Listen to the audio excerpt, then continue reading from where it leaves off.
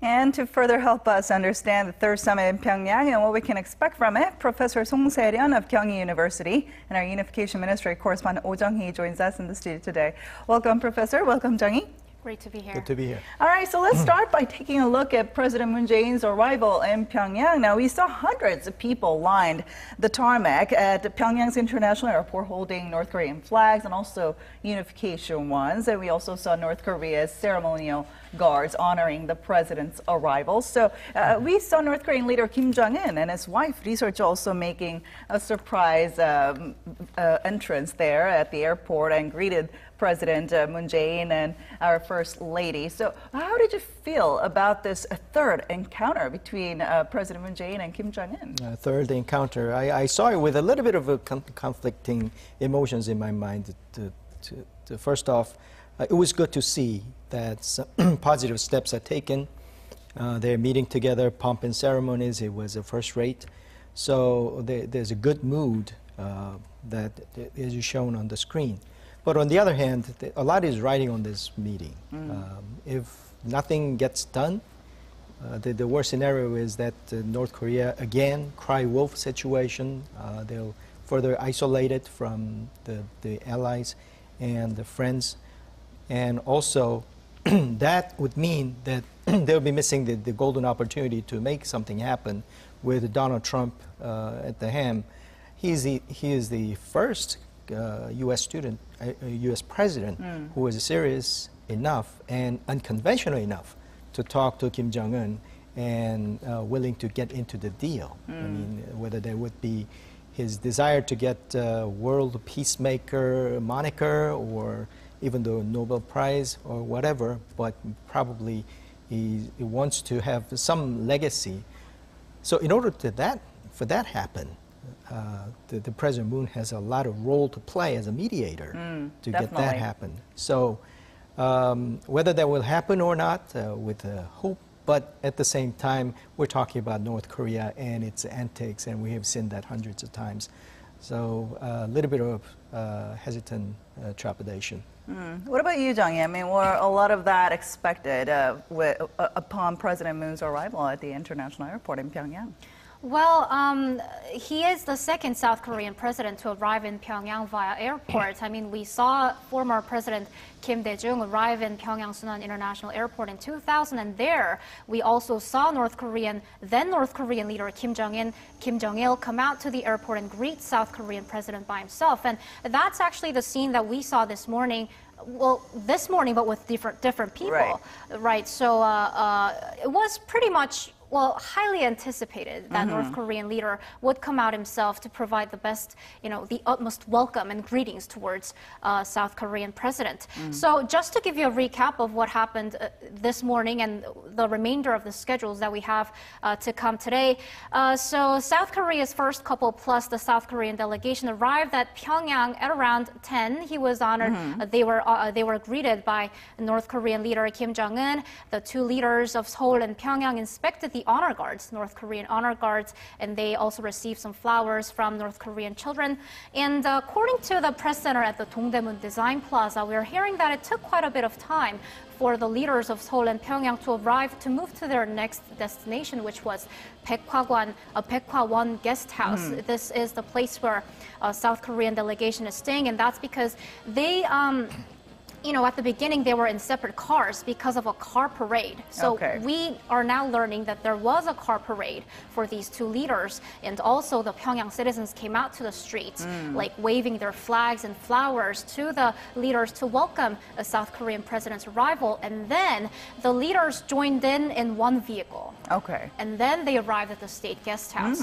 So what happens after that is the luncheon. So a lot of the reporters covering the event were curious whether Kim Jong-un and Moon Jae-in will be having the lunch together, but it turns out that they're not. They're having the lunch separate. Right, they're having the lunch separately.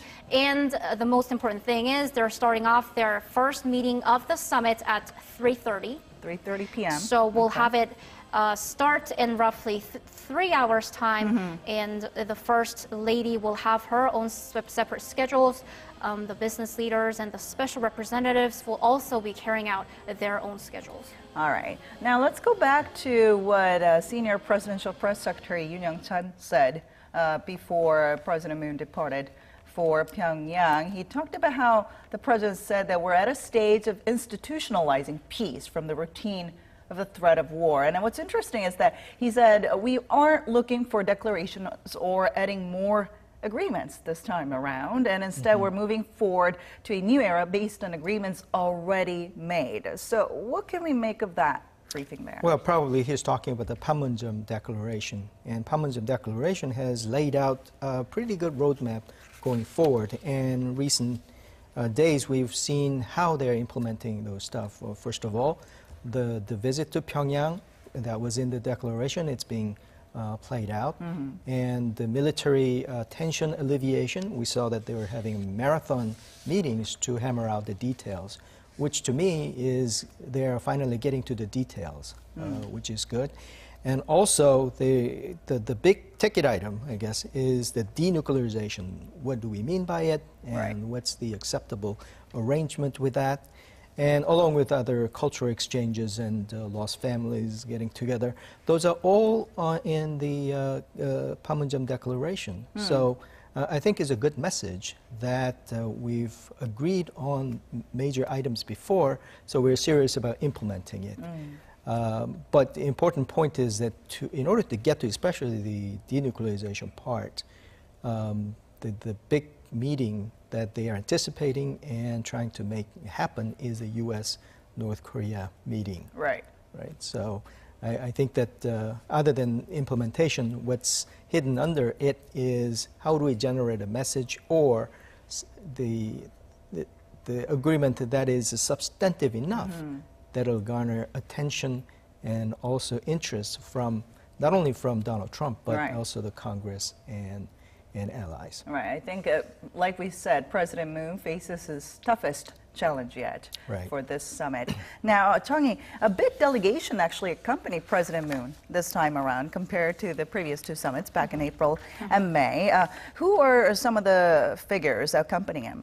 Right, so there are 14 official delegates accompanying the president, and those include some of the key figures from the Blue House, including the National Security Advisor, National Intelligence Agency Chief, and also the ministers in charge of security and foreign affairs. For example, Foreign Affairs Minister Kang Kyung, Unification Minister, of course, Cho Myung-kyun, plus the Defense Minister. What we should note is the ministers in charge of the forestry, or land and transport, or maritime affairs are also accompanying South Korean President Moon Jae-in to Pyongyang, which means that they could discuss a cooperation for railways and road connections, or forestation, or even creating a peace zone along the maritime border.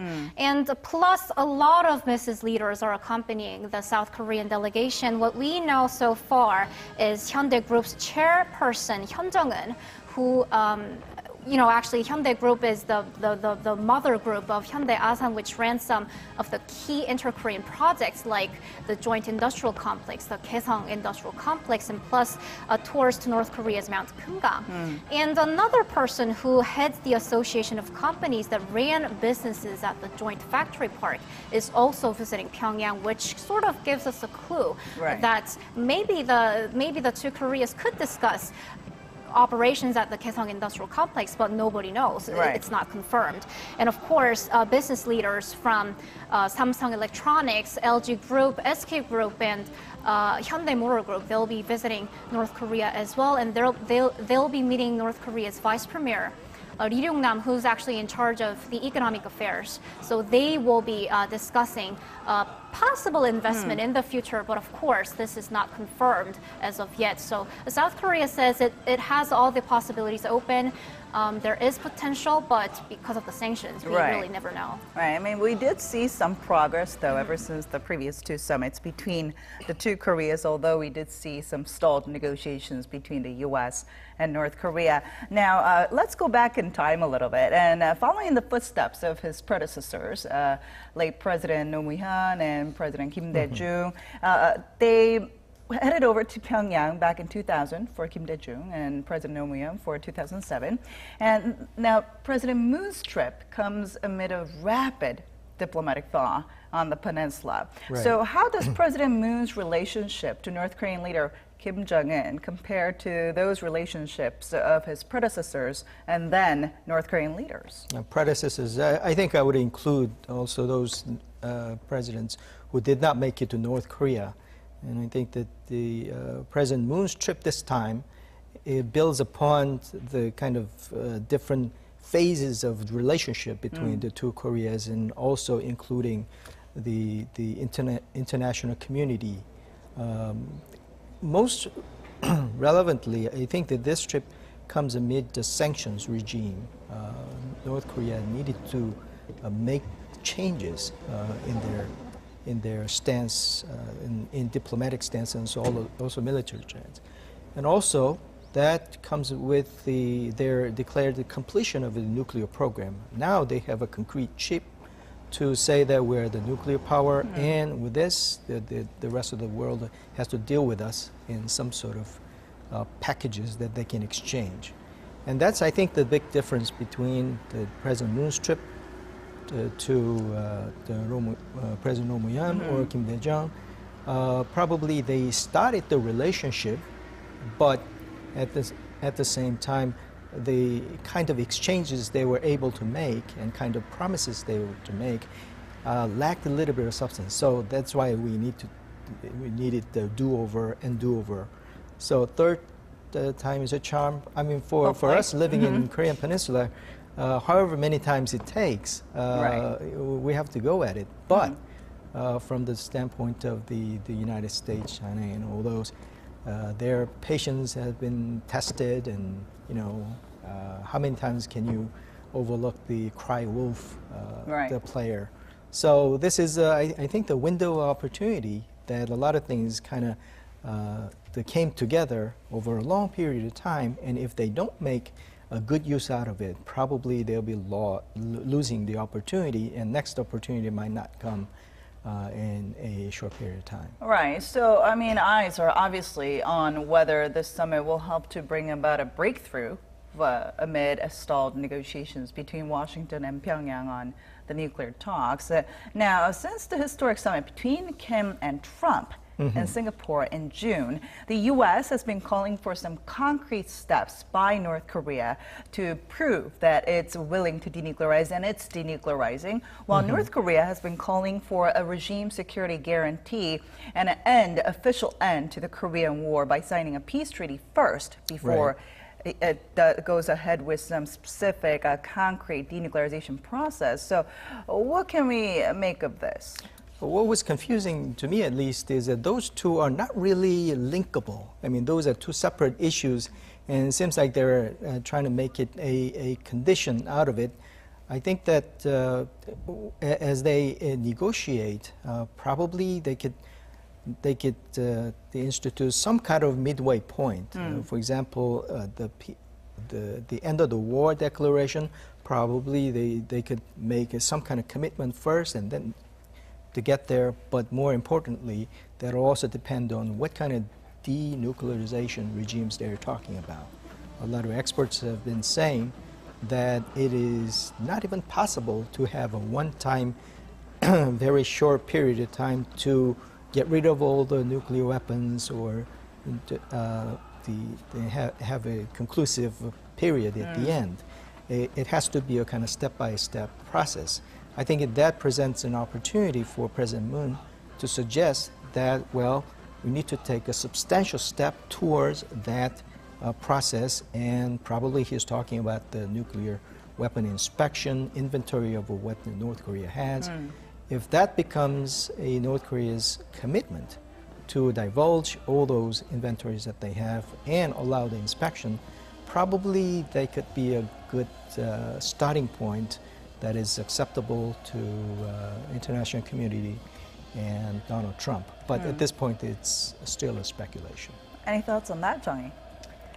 Well, I think it really depends on how much of a concrete answer he gets from North Korean leader Kim Jong-un. I mean, President Moon has been trying to position himself as the mediator and the driver of all the developments surrounding the Korean Peninsula, and he actually heard from President Trump too that he should be the chief negotiator. And President Moon's goal is actually to declare an end to the Korean War within this year. I mean, that's been officially stipulated within the Panmunjom Declaration. So, I mean, he will definitely be trying to, you know, obtain as much developments as possible through this summit. But he will definitely have to pour efforts to sort of, you know, narrow down the gaps in views between North Korea and the United States. He should be able to hear a concrete answer from North Korea's Kim Jong-un that will be able to satisfy the United States enough so that they could find a middle ground in terms of declaring an end to the Korean War. All right, so now President Moon, like we heard before, said that before leaving for Pyongyang today, he said that it would be great if this summit could lead to the resumption of North Korea-U.S. dialogue. So how likely is Mr. Moon likely to accomplish this? I think it's crucial.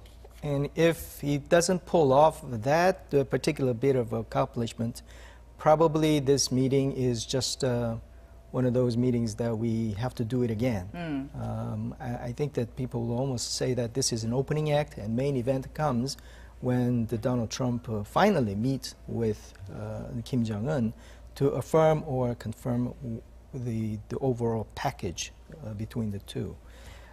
President Trump has been criticized that he didn't accomplish anything in Singapore, although he claims that the relationship is more important. And you know, what he tout as the accomplishment is all puffery.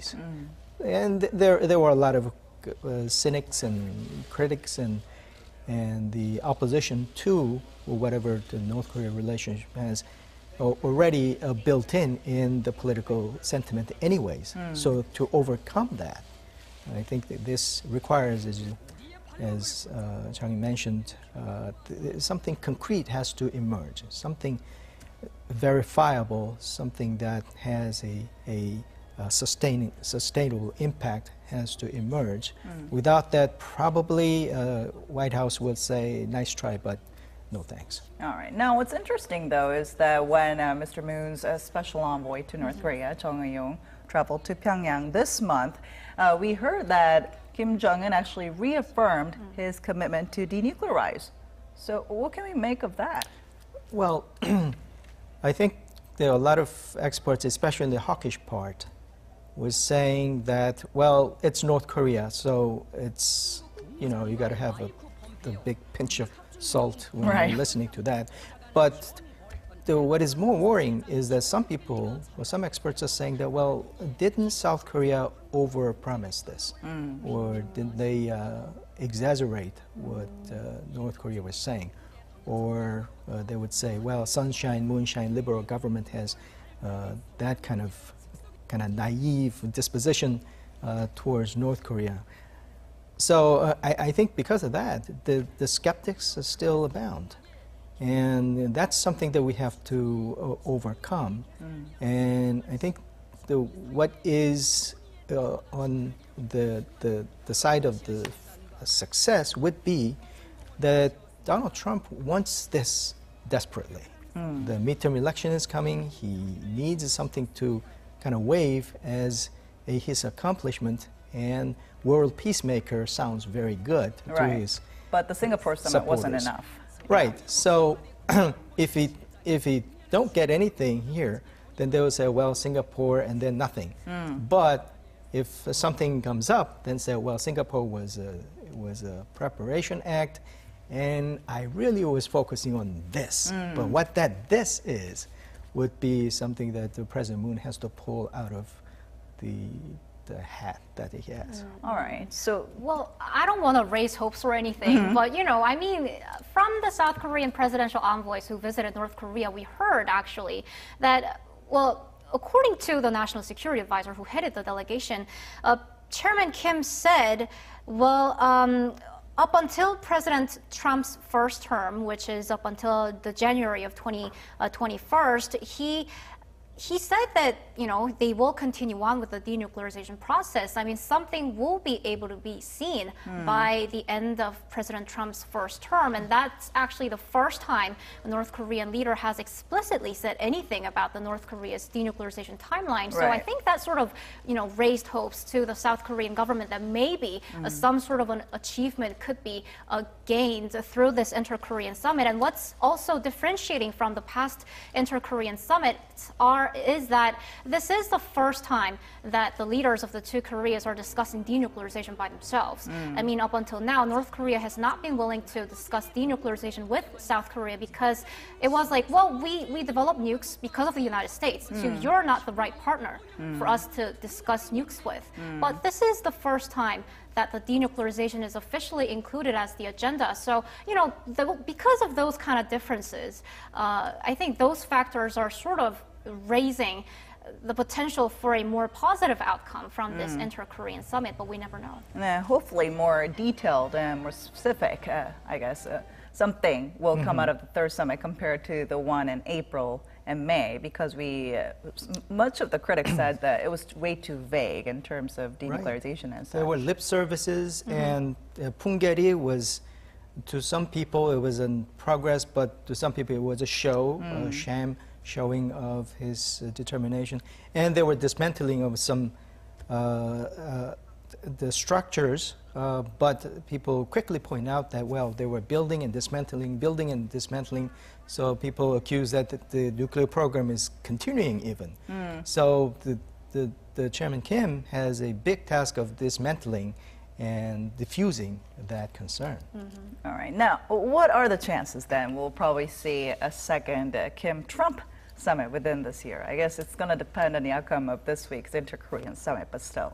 Well, this year, as I mentioned, the midterm election, which Donald Trump is very focusing on, if that's important enough for him, then some kind of showing has to happen before that happens. Midterm election is in November, so if the script is right, then something has to happen in October in the form of a summit meeting between Kim Jong-un and Donald Trump. All right. What are your thoughts on that? Well,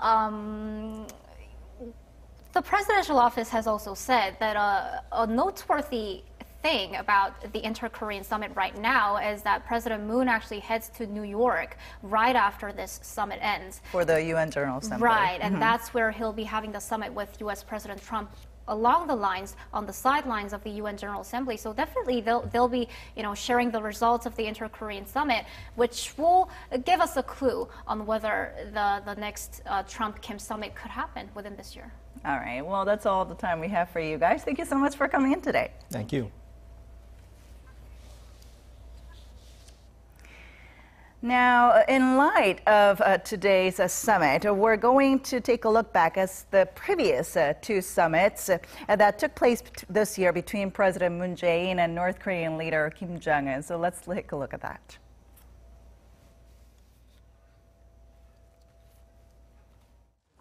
At the start of this year, people never imagined that the North Korean leader Kim Jong-un would cross the border to set foot on the southern half of the Korean peninsula.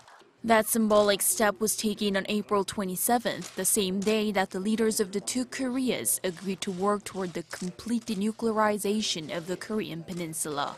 During the first summit, South Korean President Moon Jae-in and North Korean leader Kim Jong-un signed the Panmunjom Declaration. In it, the two Koreas announced they would work with the United States and China this year to declare an official end to the Korean War. Both leaders agreed to seek an agreement to establish permanent and solid peace. The structure of the declaration itself shows what problem needs to be tackled first. If you take a look at the first article, it talks about working on inter-Korean relations, and then comes improving the North Korea-US relationship. The denuclearization of North Korea comes last. This domino structure shows that the two leaders are also in agreement on what should be done first in order to take the next step. Next was the North Korea-US summit, but when North Korea did not show enough effort to denuclearize after the first 2018 Inter-Korean summit, President Trump threatened that the meeting between him and Kim Jong-un might not take place. And with that, suddenly the two Koreas had another summit, which this time was held secretly and wasn't made public until after it happened. President Moon must have talked about his experience with Donald Trump and things that Kim Jong-un must keep in mind when he meets Trump for the first time. And Kim, looking forward to meeting with the US president, was really curious about Trump's style of making political decisions. This sudden second inter-Korean summit of 2018 showed that South Korea had actually succeeded at winning North Korea's trust. And also that inter-Korean summits could now be held anytime, even just for one day without any preparation, allowing the two leaders to meet whenever they wish. Hong-yu, Arirang News. The leaders of the two Koreas inked the Panmunjom Declaration back in April, and that spurred on a lot of changes on the peninsula ever since. Our Kim Jong-un zooms in on the impact of that agreement. It's still hard to say whether the last couple of inter-Korean summits have been successful, but the pledges made in the Panmunjom Declaration, signed at the first one in April, have definitely given fresh momentum to practical dialogue between the two Koreas. Since the Panmunjom Declaration was signed 5 months ago, things have changed diplomatically, and there have been exchanges in culture and economics. Interaction between the two leaders and their top officials has become more frequent. The two sides joined together in international sporting events, and the family reunions proceeded just as stated in the Panmunjom Declaration. A political expert says that the agreement eased tensions and opened the road to peace. When we look at the atmosphere on the Korean peninsula early this year, it was tense, with some even saying we were on the brink of war. It's still early to say that the crisis is completely over, but since the declaration, the two Koreas seem to have been on the same page, both of them hoping to move towards peace and reconciliation. Until recently, there have been concerns about Pyongyang's willingness to denuclearize, as cooperation seemed to slow down in the aftermath of Washington's hardline sanctions. The expert said that this is natural in the negotiation process and that the situation still seems to be positive. The tug-of-war was expected and will likely continue. But with the North ceasing its missile and nuclear provocations lately, even during its founding anniversary, we can say that things now tend toward the bright side. The expert said that at this point, the South Korean government should actively play its role as a mediator, not only between Washington and Pyongyang, but also among China, Japan, and Russia, facilitating a discussion of each other's interests and helping them reach a compromise that's best for everyone. Kim Jong-un, Arirang News.